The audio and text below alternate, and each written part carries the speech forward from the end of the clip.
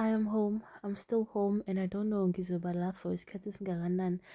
But I'm starting to enjoy every moment engila. I get to breathe and akukho-ke isiphithiphithi somsindo as much as umuntu esithanda isiphithiphithi nomsindo but asikho.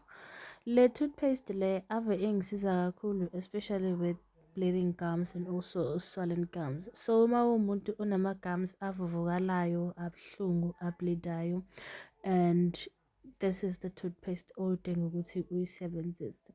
Enye into esizayo esiza with bad breath and also iyawa-whitenisha amazinyo akho, so definitely a must try.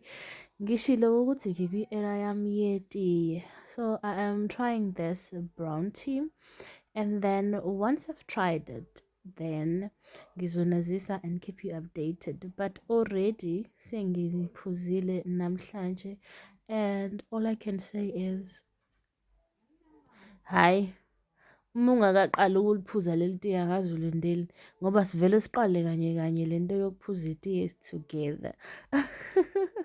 And then after an hour sengiliphuzile, I made breakfast and I made sure I take my medication.